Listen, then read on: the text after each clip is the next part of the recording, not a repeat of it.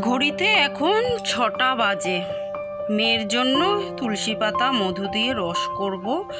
দিনের বাসি কাজকর্ম সেরে রান্নার দিকে চলে এসেছি এখন। আর এই যে পটল কষা আর বেগুন ভাজা করব, এই হবে আজকে সিম্পল মেনু। আর এদিকে ভাতও বসিয়ে দিয়েছি। Good morning family, welcome to my channel. আমি সোমা নতুন একটি ব্লগ নিয়ে চলে এসেছি তোমাদের কাছে। কেমন আছো তোমরা সবাই? আশা করি নিশ্চয়ই সবাই খুব ভালো আছো, আর আমরাও কিন্তু বেশ ভালো আছি। তো বড়মশাই তো কালকে দীঘায় গেছে, আর ফোন করেছিল, আজকে ভোর 5টায় পৌঁছেছে। আর ফোন করছে, 1 ঘন্টা পরপরই ফোন করছে। রাত্রিরে সারা রাত মনমনি ঘুমায়নি, মেয়েও ওদিকে ঘুমায়নি। মেয়ের তো আজকে আবার পরীক্ষা আছে 2টো। সকালবেলাও উঠে, আর আমার তো এমনিতেই ঘুম আসছে না। তো যাই হোক, একটা মানুষ ঘরে না থাকলে কারোরই ঘুম আসে না, এটাই স্বাভাবিক ব্যাপার, তাই না? আসলে না তো তার আমাদের ছাড়া থাকার অভ্যাস আছে, না তো আমাদের তাকে ছাড়া। তো যাই হোক, সকালবেলা রান্না তো করতে হবে, মেয়ের পরীক্ষা, কিন্তু কেউ ঠিক মতো খাবে না জানি আমি। মেয়েও খেতে চায় না, মুনমুনিই খাচ্ছে না, আর মেয়েও। তো যাই হোক, আর এখন গরমে যত হালকা খাওয়া যাবে তত শরীর ভালো থাকবে। তাহলে কি রোদ্দুর দেখো। মেয়ে এতক্ষণ পড়ছিল, স্নান করতে গেছে। এক তো এত গরম, তার মধ্যে বরমশাই নেই, সারা রাতই তো ঘুম এলো না। তো যাই হোক, পটল কষা রেডি হয়ে গেছে। আর এখন এত গরম লাগছে না, রান্না করতে গিয়ে যেন মানে স্নান করে উঠলাম, তাই একটু গামছাটা দিয়ে ঘামটাও মুছে নিলাম। মুছে যে জামা কাপড়গুলো শুকিয়ে গেছে ওগুলো নামিয়ে রাখছি, পরে সময় করে ভাঁজ করব। আর যতক্ষণ না মেয়ে স্নান করে আসছে ততক্ষণ ভাবলাম একটুখানি ক্লিনিং করে নিই। ও এখন স্নান টান করবে, ড্রেস টেস পরবে, স্কুলে রেডি হবে, ততক্ষণ তারপরে ও খাবে, ততক্ষণ আমার ক্লিনিংটা হয়ে যাবে। কারণ যত এখন বেলা বাড়বে না, অ্যাডভেস্টারের ঘরে কি প্রচণ্ড যে গরম, সে তো যারা অ্যাডভেস্টারের ঘরে থাকে তারাই শুধু জানে। তো গরমে না কাজ করা খুব কষ্টকর, মানে এক তো গরমে ঘরে থাকাই যায় না, তার মধ্যে গরমে কাজ করতে না খুব কষ্ট হয়। তো ওই জন্য সকাল সকাল কাজগুলো যতটা সারা যায় ততটাই ভালো। আর এই যে পড়তে বসে চারিদিকে খাতা বই পেন এটা ওটা সেটা সব ছড়িয়ে রেখেছিল, সেগুলো জায়গা মতো রেখে এখন যত আসবাবপত্র আছে সমস্ত কিছু কিন্তু ক্লিন করে নিয়েছি। তার সঙ্গে টিভি যত যা কিছু আছে সব ক্লিন করে এখন ভাবলাম জানলাটা একটু ভালো করে আজকে মুছে নেব। রোজই মুছি এগুলো, তো আজকে ভাবলাম একটুখানি ভালো করে আঙুল দিয়ে দেখবে জানলার কোনা টোনাগুলো না যেন যতই ভালো করে মুছো কোনাগুলো একটু মনে হয় যেন ধুলো রয়েই যায়। তো আজকে ভাবলাম ওগুলোকে একটুখানি বেশ করে আঙুল দিয়ে চেপে চেপে ওই ধুলোগুলোকে তুলবো, তো সেটাই করছি। জানলাটা ভালো করে মুছে পরিষ্কার করছি। আর আমাদের এই জানলাটা পরিষ্কার করতে গিয়ে একটা কথা মনে পড়লো। জানলায় কি হয়েছিল, একদিন একটা মানে সাপ আর কি ঘরের মধ্যে ছিল, তো ওটা বেরোতে গিয়ে, আর জানলায় যে আমার বাড়িতে যে 2টো বেজি সবসময় থাকে, তোমাদের তো বলেছি, আমি আবার দেখাবো কোনো একদিন ব্লগে।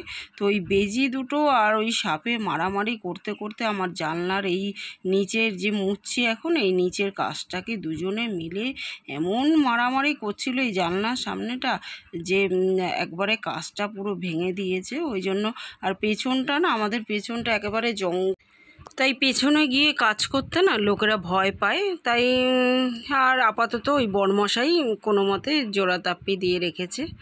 আর এখন মনটা অন্যদিকে ঘোরানোর জন্য কাজের মধ্যে ডুবিয়ে দিয়েছি নিজেকে, প্রচুর কাজ করে নিচ্ছি। আর কি গরম দেখতে পাচ্ছ তো, কাজ করতে করতে বারবার আমি জামাটা দিয়ে ঘাম মুছছি, এত ঘাম বেরোচ্ছে সে আর বলার মতো না। আর এখন কত স্মৃতি যে হাতছানি দিচ্ছে সে আর বলার মতো না। যখন কাছে থাকে বরমশাই তখন এত কথা মনে পড়ে না, এক রাত্রির দূরে সরে গেছে তাতে মনে হচ্ছে কত যুগ যেন বরমশাই আমার থেকে দূরে সরে গেছে। আর সেই পুরনো দিনগুলোর কথা মনে পড়ছে, বিয়ের আগের দিনগুলোর কথা মনে পড়ছে। সময়ের থেকে বড় শিক্ষক সত্যি সত্যি হয়তো আর কেউ হতে পারে না। কারণ সময় আমাদের কত কি শিখিয়ে দেয়। এক রাত্রির বর সরে যাওয়াতে এই দূরত্ব আমাদের অনেক কিছু শিখিয়ে দিচ্ছে।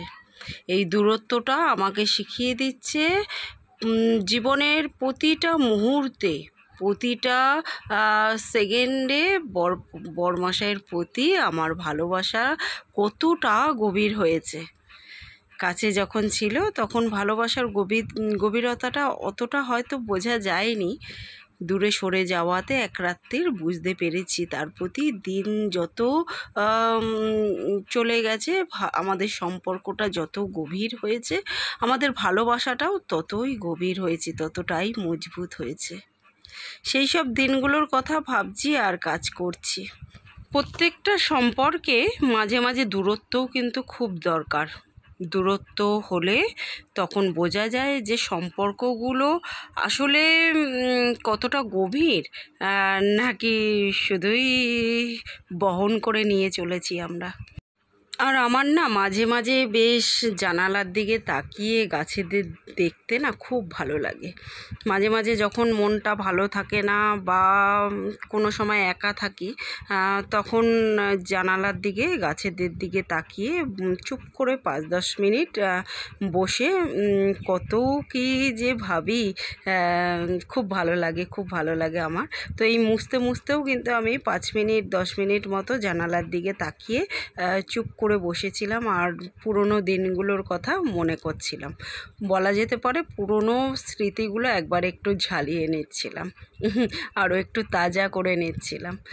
আর এটা আমার এখনকার না, কিন্তু এটা আমার ছোটোবেলাকার অভ্যাস। আর এই অভ্যাসটাই কিন্তু মানুষের স্মৃতিশক্তিকে একদম প্রখর করতে খুব সাহায্য করে বন্ধু। তো যাই হোক, নিজের সঙ্গে সময় কাটাতে কাটাতে সংসারের কাজগুলো করে নিলাম। তো দেখো বিছানাটা তোলা হয়ে গেছে আর এখন বেগুনটা ভাজা বাকি রয়েছে। চলো গরম গরম বেগুনটা ভেজে নেওয়া যাক। ভেজে নিয়েই মেয়ে স্নান করেও চলে এসছে। এখন মেয়েকে খেতে দিয়ে দেবো, খেতে দিয়ে ওর চুল টুল বেঁধে ওকে রেডি করে দেবো, পরীক্ষা দিতে বেরোবে। একটু স্টেপ বাই স্টেপ বুদ্ধি খাটিয়ে কাজ করলেই কিন্তু টাইমের মধ্যে সমস্ত কাজ করা যায়। দেখো এদিকে রান্না বান্নাও হয়ে গেল, মেয়ের সমস্ত কাজ হয়ে গেল, রেডি হয়ে গেল, আর ওর মধ্যেই আমার ক্লিনিংও হয়ে গেল। কিন্তু সমস্ত কাজ একসঙ্গে কমপ্লিট হয়ে গেল। আর এই যে মেয়ে পরীক্ষা দিতে বেরোচ্ছে, ওকে বলেছিলাম আমি সঙ্গে যাই, বললো না মা আমি এখন যেতে পারবো একা একা। তো এবার চলো, আরও কিছু কাজ বাকি আছে সংসারের। সংসারে তো আর কাজের শেষ নেই, তো সেগুলো করে নিই। সবার আগে বাসনগুলো দেখো বাথরুমে রেখে এলাম, কারণ এই দেখো ঘরের সামনে রোদ্দুরটা প্রায় অর্ধেকটা পর্যন্ত চলে এসছে। আর এই বাসনের মধ্যে রোদ্দুর পড়লে না সেই বাসন মাজতে খুব কষ্ট হয় শুকিয়ে গেলে, ওই জন্য বাথরুমে রেখে জলে ভিজিয়ে রেখে এলাম। আর কিছু ডাস্টিং এখনও বাকি আছে, সেগুলো করে নিয়ে তারপর ঘরদোর একবারে পরিষ্কার করব। দরজাটা মুছে নিচ্ছি। প্রত্যেক দিন কিন্তু এই কাজগুলো আমি করি। তাতে কি হয়, একদম যে খুব মানে চড়া নোংরা কোনো কিছুতে পড়ে গিয়ে ডিপ ক্লিনিং করতে হবে, বা ডিপ ক্লিনিং করতে গেলে চড়া নোংরা কোনো কিছু থেকে তুলতে হবে, সেই চিন্তাটা কিন্তু থাকে না। প্রত্যেক দিনের কাজটা যদি প্রত্যেক দিন একটু আলসেমিটাকে দূরে সরিয়ে করে নেওয়া যায়, একটু খাটনি করা যায় যদি, তাহলে কিন্তু একদিনে অনেকটা খাটনি করার প্রয়োজন পড়ে না। তো দেখো এখন দরজা টরজা যা যা বাকি ছিল সেগুলো মুছে, দেয়ালটা ভালো করে সার্ফ দিয়ে মুছে, রান্নার জায়গাটা ভালো করে সার্ফ দিয়ে মুছে, তারপরে কিন্তু জল পাল্টি 2-3 বার করে মুছে নিই। এই কাজটা প্রত্যেক দিন আমি করি, কারণ একটা ঘরে রান্না করি তো, নাহলে তেল চিটে এমনিতেই রান্না করি দেখে দেখো দেয়ালের ওখানটা একটু নষ্ট হয়ে গেছে, রান্না করলে তো নষ্ট হবেই। তো তেল চিটে কিন্তু পড়েনি, দেখো আমার দেয়ালটা ভালো করে, ওই তেল চিটে যাতে না পড়ে তার জন্য প্রত্যেক দিন একটুখানি সার্ফ দিয়ে দেয়ালটা, তারপরে যেখানটা গ্যাসটা রাখি ওই জায়গাটা, গ্যাসটা দেখো প্রত্যেক দিন সার্ফ দিয়ে মুছে জল পাল্টে মুছে নিই। আর এই কাজটা কিন্তু জাস্ট 5 মিনিটে করেছি, জাস্ট 5 মিনিটে। মানে এই রান্নার সামনের দেয়ালটা আর এই গ্যাসটা পরিষ্কার, রান্নার জায়গাটুকু পরিষ্কার, জাস্ট 5 মিনিটে হয়েছে। আমি কোনো একদিন তোমাদের অবশ্যই ঘড়ি দেখে করে দেখাবো যে জাস্ট 5 মিনিটেই কিন্তু রান্নার জায়গাটা মানে কিচেনটা পরিষ্কার করা যায়। দেখো আমার তো এটাই আমার কিচেন, এটাই আমার ঘর, এটাই আমার ঠাকুর ঘর, এটাই আমার ডাইনিং, সব কিছু এটাই আমার। তো আমার কাছে এইটুকু পোর্শনই, আমার কাছে এটা কিচেন আমার। তো এইটুকু জায়গা কিন্তু আমি যেটুকু জায়গায় রান্না করি সেটুকু জায়গা আমি 5 মিনিটে প্রত্যেক দিন এরকম সার্ফ দিয়ে একদম পরিষ্কার করি। ওই শুধু জল দিয়ে পরিষ্কার করে দিলাম সেটা কিন্তু করি না, একদম ওপরের যে বার্নারগুলো থাকে সেগুলোকে প্রত্যেক দিন মাজি। আর প্রত্যেক দিন এরকম সার্ফ দিয়ে দেয়াল যেখানটা গ্যাস থাকে সেখানটা গ্যাসটা ভালো করে সার্ফ দিয়ে মুছে জল পাল্টি 2বার 3বার করে মুছে নিই। আমি স্কচব্রাইট দিয়ে মানে মুছি না, ওই সার্ফ দিয়ে ন্যাকড়া ট্যাকড়া দিয়ে পরিষ্কার ন্যাকড়া দিয়ে মুছি। আর এবার দেখো ঘরটাও একটু সার্ফ দিয়ে মুছে তারপরে জল পাল্টি ভালো করে মুছে এখন বাসন টাসনও মাজা কমপ্লিট হয়ে গেছে। একটু খাটনি যদি করা যায় প্রত্যেক দিন তাহলে ওই যে বললাম তাহলে একসঙ্গে অনেকটা খাটনি আর করতে হয় না। জিনিসপত্র পরিষ্কার থাকলে মন ভালো থাকে, মন ভালো থাকলে কাজ করতেও ভালো লাগে। তো দেখো এখন স্নান করে গাছের ফুল তুলে নিয়েছি, কি ভালো যে লাগছে। একটা ফুল হলেও পুজো দিতে খুব ভালো লাগছে, তার থেকে বেশি ভালো লাগছে বেল ফুলের গন্ধ সারা বাড়ি এখন করছে। এখন অনেকটা টাইম হয়ে গেছে, মেয়ে পরীক্ষা দিয়ে চলে এসছে, আমরা লাঞ্চ করে নিয়েছি, বিকেল হয়ে গেছে। আর সূর্য মামা এখন টাটা বাই বাই বলার সময় হয়ে গেছে। কিন্তু রোদ্দুরের কি তেজ এখনও, দেখো ওই দূরে দেখা যাচ্ছে, গাছে আর পড়বে না রোদ্দুর এখন। তাই এখন সারা দিনে পাতাগুলো রোদ্দুর পড়ে একদম যেন কুকড়ে গেছে। তাই তাড়াতাড়ি করে 5টা বাজলেই ওদেরকে জল দিই। তো এখন ঘড়িতে 5টা বেজে গেছে, ওদেরকে একটু জল দিচ্ছি, গোড়ায়ও দেবো, ছিটিয়ে দেবো যত গাছ আছে। আরও তোমাদের কালকে আমি দেখিয়ে দেবো যে কালকে বা কোনো একটা ব্লগে দেখিয়ে দেবো আরও এক জায়গায় কুমড়োর দানা, লাউয়ের দানা, উচ্ছে দানা ফেলেছি, কি সুন্দর গাছ হয়েছে।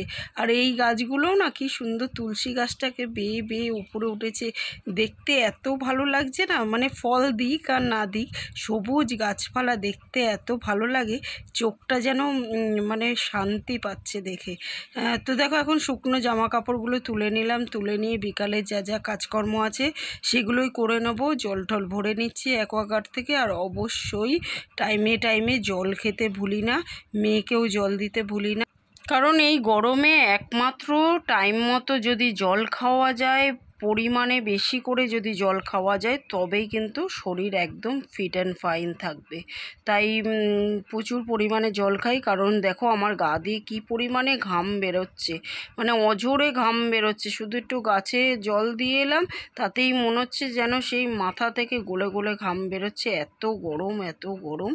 তো ওই জন্য পরিমাণ মতো জল না খেলে না শরীরে জলের পরিমাণটা কমে গেলেই শরীর খারাপ করবে। তাই টাইমে পরিমাণ মতো জল খাই। সন্ধে দিয়ে এখন দেখো সন্ধ্যের যা কাজকর্ম আছে সেগুলো করে নিচ্ছি, মানে অনেকটা টাইম হয়ে গেছে, সন্ধে দিয়ে নিয়েছি। আর এই যে আমি জামা কাপড় ভাঁজ করছি, মেয়েকে টিফিন দিয়ে দিয়েছি খেয়ে দিয়ে ও আবার পড়তে বসবে। আর ওকে পড়া দেখাতে আমি আমার সংসারের কাজকর্মগুলোও করে নেব। তোমাদের তো আমি বলেছি, আমার ব্লগ যারা দেখো তারা জানো যে আমি ঘরেই মশলা করি। তো মশলা টশলাগুলো এখন করতে বসে গেছি দেখো। আর গোটা হলুদগুলো ভালো করে দেখে বেছে তারপরে গুঁড়ো করব, কারণ অনেক সময় গোটা হলুদে পোকা থাকে। তো ওই জন্য ভালো করে বেছে টেছে মিক্সিতে ভরছি। আর ধনে আর জিরে গুঁড়ো করবে, এই 3টে মশলা আমি ঘরে করি। এগুলো ধুয়ে ভালো করে শুকিয়ে নিয়েছি, আরও একবার বেছে নিচ্ছি, যদি কিছু কাঠি ফাটি থাকে ওগুলো না পেস্ট হলে রান্নার স্বাদ কিন্তু কমে যায়। ওই জন্য ভালো করে বেছে নিচ্ছি, এগুলো বাছা আছে, আরও একবার বেছে নিচ্ছি। আর বরমশাই নেই, তাই মেয়েকে জিজ্ঞেস করলাম চা খাবি মা? মেয়ে বলল না মা আজকে আর ভালো লাগছে না। আর আমার তো ইচ্ছেই করছে না, তাই আর আজকে চা করলাম না। তো যাই হোক, দেখো একটা ধনেটা এখন ভেজে নিচ্ছি, ধনেটা ভেজে তারপরে এটাকে ঠান্ডা হতে দিয়ে দেবো, তারপরে আবার জিরেটা ভেজে নেব। আর এই দুটো ঠান্ডা হতে হলুদটা গুঁড়ো করে নেব, আবার হলুদটা হয়ে গেলে ধনেটা করে নেব, ততক্ষণে জিরেটা ঠান্ডা হয়ে যাবে, ততক্ষণে আবার ধনেটা গুঁড়ো করে তারপর জিরেটা গুঁড়ো করে নেব। আর একেবারে সব মশলা ঠান্ডা হলে তারপরে কৌটায় রাখবো, নিরামিষেরটা নিরামিষের জায়গায় রাখবো, আর এমনি দিনেরটা এমনি দিনের জায়গায় রাখবো। তো দেখো হলুদের কালারটা কি দারুণ। আসলে আমাদের এখানে না সন্ধ্যের পরে ভোল্টেজটা কমে যায়, ওই জন্য আলোটা একটু কম লাগছে। বাজে, তাই হয়তো তোমরা ঠিকমতো দেখতে পারছো কি না আমি জানি না। কালারটা এত দারুণ হয়েছে না, আর এই ঘরে তৈরি করা মশলা দিয়ে রান্না করলে রান্নার স্বাদ যে কী পরিমাণে বেড়ে যায়, সেই যারা ঘরে করে তারা ছাড়া হয়তো কেউ বুঝবে না। তো যাই হোক, দেখো এবার ঢেলে নিচ্ছি হলুদটা, কি সুন্দর আর একদম ঝরঝরে মিহি গুঁড়ো হয়েছে, সেটাই দেখাচ্ছি তোমাদের আমি। তো দেখো হলুদ তো হয়ে গেছে। আর এবার এই যে নিরামিষের জায়গায়, শুক্রবার যেহেতু সন্তোষী মার জন্য নিরামিষ খাই, নিরামিষের জায়গায় তুলে নিচ্ছি হলুদটাকে, তুলে এই যে মশলার ঝাড়ে রেখে দিলাম। আর দেখো ধনেটাও এবার গুঁড়ো করা হয়ে গেছে, এটাকেও ঢেলে আর নিরামিষের জায়গায় তুলে নেবো। আর এবার চলো জিরেটা গুঁড়ো করে নিই, তাহলেই হয়ে যাবে। আর এই সব মশলা করার আগে কিন্তু আমি আটাটা মেখে সেট হতে রেখে দিয়েছি, যাতে মশলাটা করেই রুটিটা করে নিতে পারি, কারণ মেয়ের আবার খিদে পেয়ে যাবে, টাইমে টাইমে ওকে খেতে দিতে হবে, টাইমে টাইমে না শুলে সকালবেলা উঠে আবার দুটো পরীক্ষা আছে। তো দেখো এই যে ধনেটা তুলে নিলাম মশলার ঝাড়ে। আর এই যে জিরেটাও আমার গুঁড়ো করা হয়ে গেছে। ধনে আর জিরেটা কিভাবে বোঝা যায় বলো তো? জিরের কালারটা দেখো ডিপ হয়েছে আর ধনের কালারটা হালকা হয়েছে। তো 3 রকম মশলা করা হয়ে গেছে। এটা মোটামুটি 1 মাসের মতো মশলা করে নিই, 1 মাস হয়ে গেলে আবার করে নেবো। বেশি করে না ঘরে রাখা উচিত না, ওই 1 মাসের মতোই যথেষ্ট। 1 মাস হয়ে গেলে আবার তো ঘরে করেই নেব, ওই জন্য বেশি করে রাখি না। মানে 2-3 মাসের করে রাখলে আবার পোকা টোকা হয়ে যাওয়ার চান্স আছে, তো ওই জন্য 1 মাসই রাখি। তো দেখো মশলার ঝাড়টা দেখেই যেন মন ভালো হয়ে গেল। আর এই যে রুটি করে নিচ্ছি, এবার রুটি করে মেয়েকে খেতেও দিয়ে দেবো। সকালের পটল কষা তো আছে, পটল কষা আর গরম গরম রুটি, এই হবে আজকে আমাদের ডিনার। রুটিটা করে গ্যাসটা মুছে নিলেই আমার সারা দিনের কাজ কমপ্লিট হবে। এখন অনেকটা টাইম হয়ে গেছে, এখন বাজে দেখো 11:30 ঘড়িতে। 11:30 মানে ওই 11:15 বাজে। আমাদের খাওয়া দাওয়া হয়ে গেছে, মেয়ে শুয়েও পড়েছে। সকালে আবার ওর পরীক্ষা আছে, কালকে পরীক্ষা হলেই শেষ। পটল কষা তো ছিলই, আর রুটি করলাম, এই হলো আমাদের ডিনার। তো চলো বন্ধুরা, আজকের মতো এই পর্যন্তই। কালকে আবার দেখা হবে নতুন দিনের সঙ্গে, নতুন একটা ব্লগ নিয়ে। ততক্ষণের জন্য সবাই কিন্তু খুব খুব খুব ভালো থেকো, সুস্থ থেকো। আর আমার ভিডিওগুলো ভালো লাগলে লাইক শেয়ার কমেন্ট করে চ্যানেলটাকে সাবস্ক্রাইব করে দিও। তো আজকের মতো গুড নাইট এভরিওয়ান, টাটা। আর আজকে আমার চুল টুলো আঁচড়ানো হয়নি মানে ইচ্ছেও করছিল না, কোনো কাজ করতে ভালোও লাগছে না। কাজগুলো করতে হচ্ছে তাই হয়তো করছি, কিন্তু ইচ্ছে করছে না। দেখো মুনমুনি রোজ রুটি করি যখন, মুনমুনি লাফাতে থাকে রুটি খাওয়ার জন্য। আজকে মানে ওরও খাওয়ার ইচ্ছা আর নেই, ও খায়নি। আজকে রুটি দিলাম, না খেয়ে শুয়ে পড়লো, ওই যে ওখানে গিয়ে ঘুমাচ্ছে। এই হচ্ছে ব্যাপার।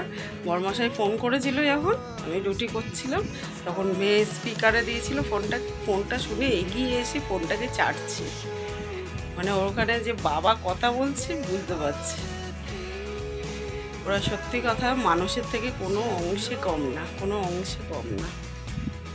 তো চলো বন্ধুরা, আজকের মতো টাটা।